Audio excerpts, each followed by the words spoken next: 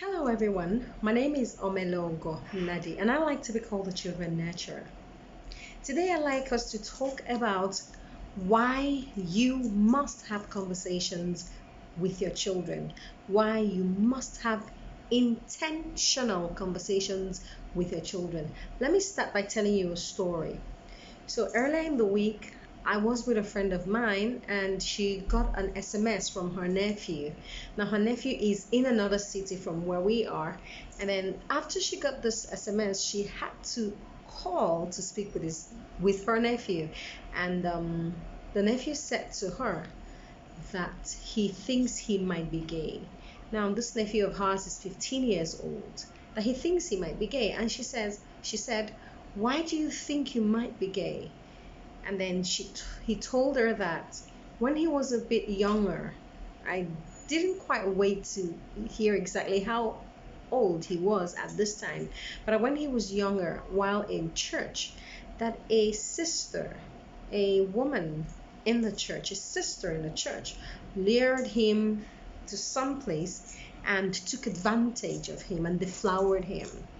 And then he was quite shaken, right? So when he got home, he told his older cousin what happened and how it made him feel awkward, and he didn't even know what that was and if it was right, or and then the older nephew told him, no, that's not the way to do it. It's supposed to be, it's not put in the front, it is put at the back. And the older nephew took advantage of him and had anal sex with him. Now, this is a boy, young and not even aware of what sex was.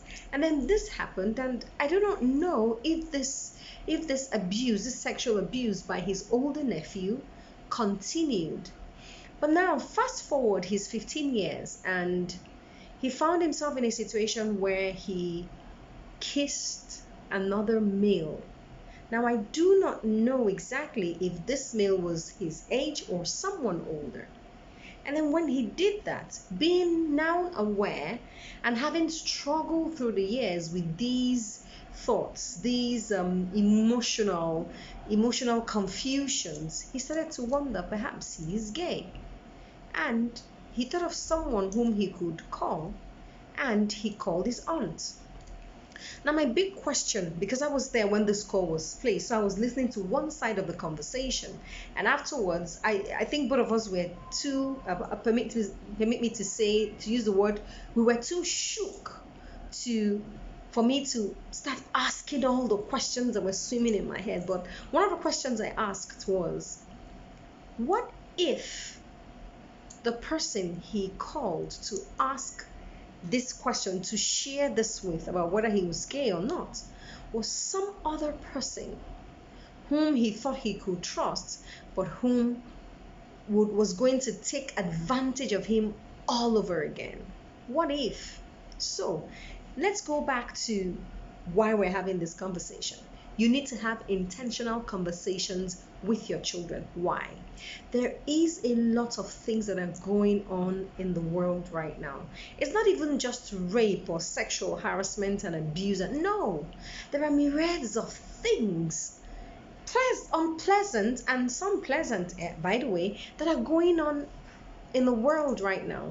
And you need to bring the children up to speed on what all these things are that are trending, the good, the bad, and then find out how these things impact on them. What are their understanding of these things that are happening all around them?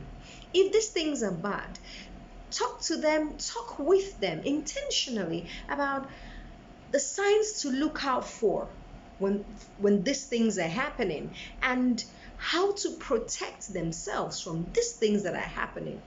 What is their understanding even of these things that are happening? Have intentional conversations with your children on things that are trending. Always. What this does is, one of the things this does is, you become a sounding board for your children, where they sound out the things they are learning. And when you become that sounding board, you will now know what it is they're learning. If they are good, you build upon them, and if they are bad, or wrong, you would know how to correct and eliminate. That is what happens when you have intentional conversations with your children. It also helps to foster communication between you and your children, and it creates threads of bonding between you and your children. They begin to see that they can trust you, that they can have, and they can talk about anything with you, that they can easily come to you with whatever it is that burdens them. And when you have a situation where, for this 15-year-old, he didn't have to be 15 before he sought out his aunt to talk to, question again. Why could he was home? Why couldn't he speak with his mother? He has a father. Why couldn't he speak with his father? What is it that was so difficult, or that for him to bridge? What gap was this that was so huge for him to bridge, to speak with his parents, that he had to call across cities to speak with his mother's sister? You need to think about it. Are you making it impossible for your children to reach you by not having conversations with them? Have intentional conversations with them so that you can create a level ground, a common ground for everyone to learn and interact. And then one other thing it does is, when you speak with your children, it helps to see the world through their eyes. The ideas of a child, the understanding of children are phenomenal. They are extraordinary. They are full of adventure. And so when you have intentional conversations with your children, you see things from their own points of view. And it opens up your horizon even to different spheres of the same thing. And then one other thing is this: when you have conversations with the children, it is easy to rise above being parents with them to becoming friends. And you know what friends do? Friends trust one another. Friends share with one another. Friends depend on one another. So when you're able to transcend beyond being parents to becoming friends with your children, it is a fantastic place to be. And you cannot do this if you are not talking with your children. Intentional conversation with the children. So one of the questions you might ask is, what should you talk about? And when should you start having these conversations? At what age you start having these conversations with your children? So about what you should talk about, we've talked about, I mentioned that earlier. Talk about things that are trending. What are the things that are happening around? It could be anything. It could be anything. Anything good or bad that's trending. It could be maybe some sets of children discovered something new, something novel. And then you could talk about it with the children to see if it could spur them to creating their own things, if it excites them, if it gets them thinking. And then if it's something not pleasant happening around, you could find out how the children perceive these things, and how they can react to them, what they think about these things. If they have even experienced these things remotely, by having intentional conversations with them, you can get to understand this. And then you can talk about things that they love to talk about. It could be video games, it could be car racing, it could be hanging out with friends, it could be music, it could be anything. Just talk about the things that they love to talk about, so that you can all get comfortable with having conversations intentionally. Now, when should you start having conversations with your children? The time is now. Right now. Now, if your children are in their teenage age and you haven't been doing that, start from somewhere to create intentional spaces, intentional talks, intentional banter with them. The time right now is right. And but come to think of it, when really should you start with a child? I mean, if you yet to have children, for instance, and you might wonder, when should you start having conversations with your child? Think of this. You hear when people say conversations with my unborn child. People are having conversations with babies yet unborn, babies in the stomach. If you're having conversations with babies in the stomach and these babies grow to now start to identify the voices of the mothers who's been carrying them and whom they've been listening to while in the belly, and the voices of their fathers, what more when you've given birth to them? So you start from day zero to have conversations with the children. You might say they are too young, they don't understand or they don't listen, but that's not true.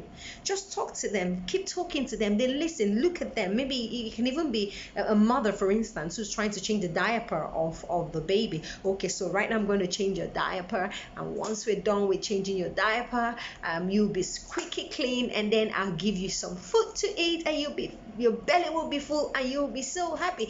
Such things. You might think that the child listens, and they try to, that's how they continually try to make sense of things. And even when the child goes beyond being a baby to a toddler, for instance, a 1-year-old or 2-year-old, and they probably still can't talk, say a 1-year-old, you talk to them, they listen. You create spaces where there is an avenue for both of you to talk. Now, when they are yet to learn to talk, it's the one-way traffic. You do the talking, they listen. By the time they get to a point when they can begin to string sentences together, because you've created the stage for that, it is easy for you to have a talk back. You talk, they talk. You seek their opinion over things that concern anyone, them, themselves, everyone, the world, So start having conversations from day one. Make it, as I would say always, age appropriate. Bring it down to their level and have conversations with them. And as they grow, you continue to have conversations so that you ensure that your children can always come to you with whatever it is, they can always come to you. It fosters confidence even. And then when you talk with your children, you find out that you begin to learn exactly what they are, who they are, and there is no questioning the kind of children you have, because you've listened to them over time. You know how their mind works, you know how their feelings are, how their emotions unfold. And so if, for instance, someone were to tell you something about your child outside, you go like, no, I don't think so, or exactly, that is my daughter, or that is my son. So intentional conversations with children is a must. It is a must. You must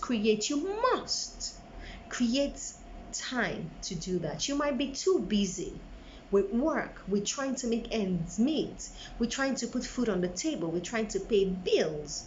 You might be so busy with that, but try to create time to have conversations with your children. For mothers, it could be over the preparation of dinner or something like that, when everyone is free, or their children, you just throw up conversations. Or if you still have that luxury, I call it luxury because not many families are able to do that anymore. If you're still in this climb, that is, if you have the luxury of still having breakfast or lunch or dinner together as a family, this could also be the time to have conversations with the children before the dinner really unfolds, and while it is wrapping up, and a bit afterwards. And if you have television time together with the children, well, that's fantastic. Also, just create time to have intentional conversations with the children. This is very, very vital. Now, I hope you've been able to get a few things from this video. I like to be called the Children Nurturer, and my name is Omelogo Nnadi. Do have a great day.